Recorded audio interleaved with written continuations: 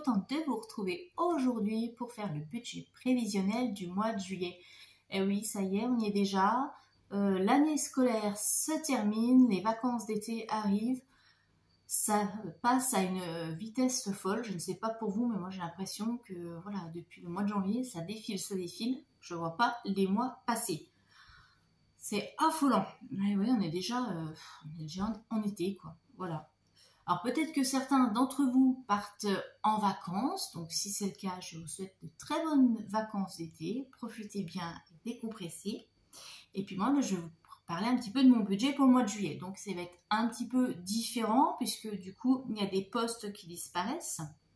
Par exemple, juillet-août, je n'ai pas la restauration scolaire puisqu'elle a la dernière échéance était prévue au mois de juin. Donc là, c'est fini. Donc plus de restauration scolaire. Qu'est-ce qu'il y a d'autre qui se modifie? Je regarde sur mon petit brouillon. Qu'est-ce qu'on a? Ah oui, l'argent de poche aussi, puisque je vous ai dit que c'était seulement en période scolaire pour booster un petit peu la motivation. Voilà, donc ça, j'avoue que la méthode n'est pas super efficace pour ce qui concerne ma fille. Voilà. Donc juillet, août, il n'y a pas non plus d'argent de poche. Et puis au mois de juillet, donc ma fille sera en vacances pratiquement tout le mois chez son papa. Donc au niveau du budget course, ça va permettre de baisser aussi l'enveloppe. Et puis comme il y a le potager, je vais pouvoir aussi compléter mes courses avec ce que je vais ramasser dans le potager. Si tout se passe bien, hein, j'espère, s'il est bien arrosé, s'il n'y a pas de maladie, si tout se déroule comme prévu, je pourrais faire de belles récoltes. Mais je vous montrerai tout ça aussi au fur et à mesure. Je vous mettrai des petites vidéos, des petites photos, comme ça vous pouvez suivre un petit peu. Et puis donner aussi votre avis pour celles et ceux qui ont un potager.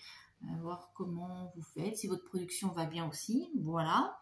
Je crois que c'est tout. Donc vous verrez que il y a des postes en moins. Et puis ça va me permettre du coup de faire des économies et d'épargner sur d'autres postes. Mais vous allez voir tout ça ensuite directement quand on va faire le budget ensemble. Et d'ailleurs, c'est ce qu'on va faire. On passe tout de suite sur le bureau pour faire le budget prévisionnel. À tout de suite. C'est parti pour ce mois de juillet. Donc, alors, pour les revenus, ça, c'est comme d'habitude. On a un salaire de 1600. La pension 286, la prime d'activité 139, ce qui nous fait un total de revenus de 2025. Dans les crédits dettes, il n'y a rien à mettre. Je ne termine pas le mois de juin à découvert. Je ne dois pas d'argent. Je n'ai pas de crédit. Voilà. Donc là, il n'y a rien. Et on va passer maintenant aux dépenses fixes. Donc, comme d'habitude, on a le loyer à 678. Le prêt à 114. Donc, je rappelle pour les petits nouveaux que le prêt, je ne le mets pas ici parce que je ne peux pas le solder avant échéance. Je suis obligée d'aller jusqu'au bout. Donc, c'est pour ça qu'il fait partie des dépenses fixes. J'ai le leasing. Donc, de la voiture, c'est 242. L'assurance. Donc, assurance auto plus habitation, on est à 49 pour le mois de juillet. Le gaz, ça ne change pas, on est à 101. Donc je rappelle, gaz, électricité, moi je suis mensualisée. Donc jusqu'au mois de octobre, il me semble. Oui, c'est jusqu'au mois d'octobre. Tous les mois, c'est le même montant. Électricité, c'est 31. Qu'est-ce qu'il y a d'autre? Internet.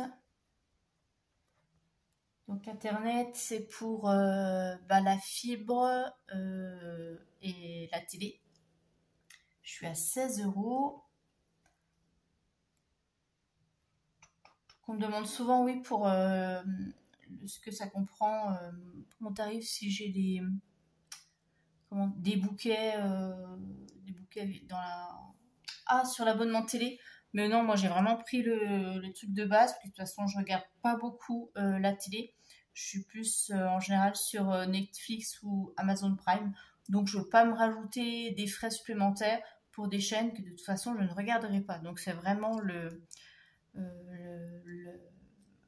le forfait de base. Voilà.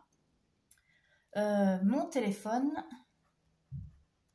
Donc pour moi on est à 15 €. Le téléphone pour ma fille, on est à 16 €. Cotisation du compte bancaire, c'est 12 € par mois. Netflix, toujours, ça je le résilie pas, je le garde. Voilà, on est toujours à 9. Donc ce qui nous fait un total de charge, on va calculer tout ça. 1283. Hop. Ensuite, là, dans virement permanent, eh bien, on a comme d'habitude le virement permanent vers le LEP qui est de 50 €. Donc, ce qui nous fait un total de 50. Et en dépenses variables pour le mois de juillet, qu'est-ce que j'ai de particulier à part le carburant, rien. Carburant, donc 50. Voilà, ce qui nous fait un total de 50. Et pour les enveloppes, donc les enveloppes ici, je mets les enveloppes de fonctionnement pour le quotidien. Ici, c'est pas les épargnes. Parce que comme je vous l'ai tout le temps, moi, j'épargne après quand j'ai mis l'essentiel pour vivre. Donc dans mes enveloppes du quotidien, comme d'habitude, j'ai les courses. Donc les courses qui seront moins élevées, je mets un budget moins élevé puisque ma fille sera en vacances pratiquement tout le mois chez son papa, donc je mets 160 €. Plus avec le potager, normalement je devrais pouvoir récolter un petit peu de légumes, donc ça fera un petit peu moins. Voilà, je mets 160 pour le mois. En d'hiver, je vais mettre 30. Parce que 20, j'ai remarqué que c'est quand même, certains mois, c'est quand même un peu juste. Donc, je préfère mettre 30. Là, je peux me permettre, au mois de juillet, là, je peux monter un petit peu, vu que j'ai pas les frais de cantine et que ma fille est pas là. Donc, je monte un petit peu le budget d'hiver, au cas où. Les loisirs, eh ben, comme c'est quand même les vacances d'été, qu'on fait des petites balades, je mets 20 €. Si on veut boire un petit coup en terrasse, boire, je sais pas, une boisson, enfin voilà, 20 € de loisirs. Et ce qui change, donc je me fais une petite enveloppe Letis, donc un peu plus élevée, je vais mettre 70 parce que je voudrais me faire un petit peu plaisir. Je vais avoir une semaine de congé, je voudrais en profiter pour aller faire un petit soin en institut. Voilà, vous saurez tout.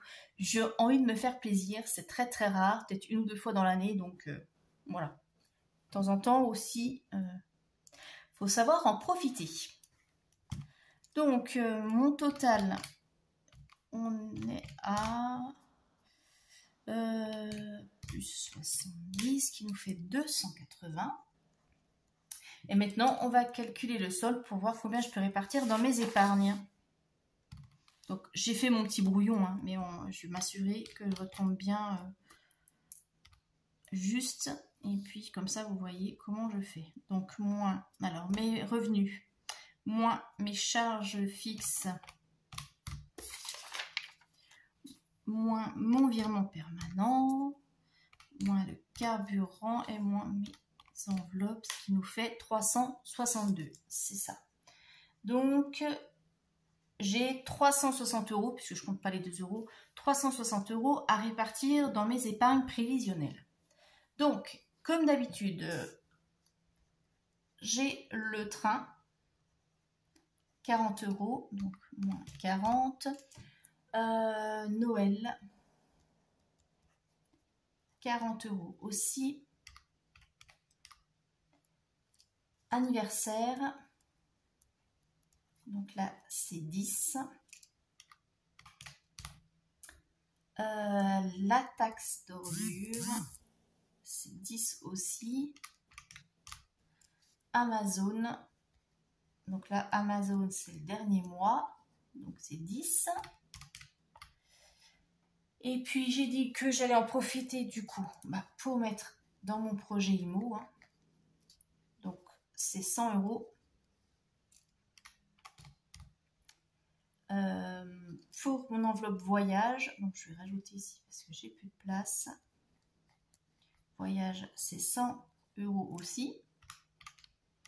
Et il reste 50 € et 50 €, je vais les mettre pour compléter aussi le fonds d'urgence. Donc vous voyez là, au mois de juillet, je profite vraiment du fait que j'ai moins de charges pour regonfler un peu mon fonds d'urgence, l'enveloppe voyage et IMO que je fais occasionnellement et puis pour me faire plaisir. Voilà. Donc j'ai bonne conscience parce que je me fais plaisir, mais en même temps, je remplis des enveloppes que je ne remplis pas habituellement. Donc le fonds d'urgence, du coup, pour le mois de juillet, j'aurai les 50 € ici, plus les 40 € là, donc ce qui va faire 90 € de plus. Donc c'est pas mal. Donc voilà pour mon budget prévisionnel du mois de juillet. Ça se présente pas mal, hein. Normalement j'aurais réussi à le tenir. Donc on va rester confiante. Je pense que ça va aller. Voilà, dites-moi vous un petit peu comment se profile votre mois de juillet. Si vous avez des petits imprévus, peut-être que vous partez en vacances au mois de juillet du coup. Donc il y a des choses qui seront... Du coup, vous aurez peut-être des enveloppes qui ne seront pas remplies parce que vous avez un budget vacances. Je ne sais pas, enfin bref, partagez, n'hésitez pas. Je vous souhaite un très bon mois de juillet. Économisez, mais pensez aussi à vous faire plaisir. C'est aussi les vacances, pour savoir souffler et puis lâcher un petit peu la pression. Je vous embrasse très fort et je vous dis à très bientôt. Bye bye.